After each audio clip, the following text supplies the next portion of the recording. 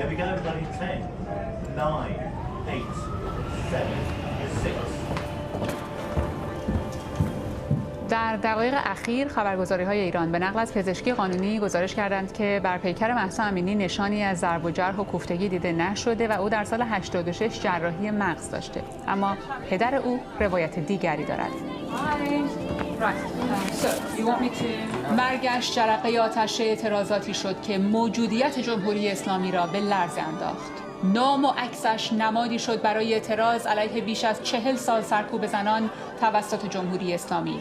خشمی 40 ساله که در مشت‌های گره کرده و فریادهای 20 ساله ها تبلور یافته.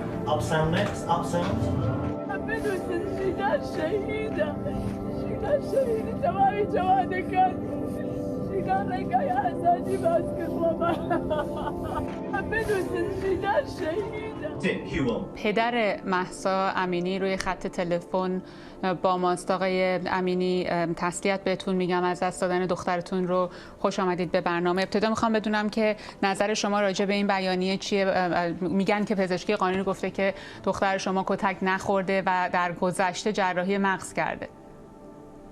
این یه دروغه. فیلمی هم که من نشون دادن داخل، من اونجا یه فیلم کوتاهی بهم نشون دادن، همش سانسور شده، اصلا هیچ چیزی رو نشون نمی‌کرد، اصلا معلوم نبود این فیلم از کجا درسته. آقای امینی، دارین صدای من رو؟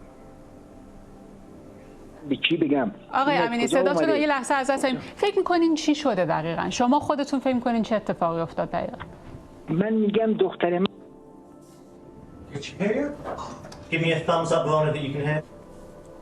فکر می‌کنم اشکال داره، اینترنت مسئله داره متاسفانه و به نظر میاد که دارن تلاش میکنن. بابا راست بگو، حقیقت بگو. فکر میکنید حقیقت چیه آقای امینی؟ والله حقیقت اینه.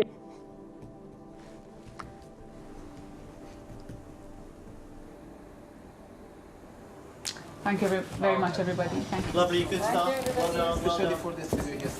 Sorry? Video, yes. That was the toughest interview of my entire career.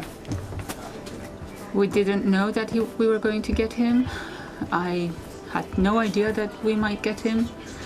So just literally 5 seconds before the interview, the producer shouted in my ear saying that we have Mahsa's father on the line. I just didn't know what to tell him. What do you tell someone who spent all his life raising his daughter to the age of 22, and now she's gone? It's over. Just for nothing. The government has cut the internet in much of the country, so it's hard to get accurate information at the moment. But last time they did this 3 years ago, they killed hundreds of people. It's unclear where these protests are heading, but what's clear is that the relationship between the Iranian government and its society is completely broken down, and there's no going back from this point on. Without access to Iran, it's very difficult to get an accurate picture of what exactly is going on there. Wider picture. So as you've seen in the videos, she was received as a hero. Hundreds of people rushed to the airport in the middle of the night. She landed around 1:30 a.m. Week of anti-regime protests in Iran, which started as a protest against compulsory hijab. And every day of these protests is here to guide me through. Hi, Matthew. I usually come to your studio now. Welcome to the Persian service. This is where we have been seeing a lot of buzzing and energy over the last couple of weeks. Trigger was the death of a 22-year-old woman. Has created so much anger that a lot of people, but more women, are now out on the streets. Restrictions on reporting on the ground, videos shared online are vital evidence in understanding how things are unfolding. About this with Rana Rahimpour, my colleague from BBC Persian. Tell us a little more about this case and what is at stake here. Hugh, Mr. Akbari was the Deputy Defence Minister between 1997 and 2005. Iran has an extensive nuclear program and there are several sites across the country. Yes, he's the same person who yesterday in a press conference said that he didn't believe in quarantine and lockdown and they were old-fashioned. What's interesting is that he has had meetings with many of the Iranian officials over the last few days. My colleague Rana Rahimpour of BBC Persian is with me here in the studio to tell us more about the reaction in Tehran. Rana? Yes, Hugh. Almost 3 years ago, when the nuclear deal was signed, there was a renewed sense of hope for many in Iran that it might lead to a better future. سلام، شبتون بخیر. من رنا رحیمپور هستم. آتش نشانی هرمزگان میگوید گروهی از معتادان در یک مرکز بازپروری در منطقه‌ای میان ایران و آمریکا بحث رابطه ایران و عربستان هم داغه.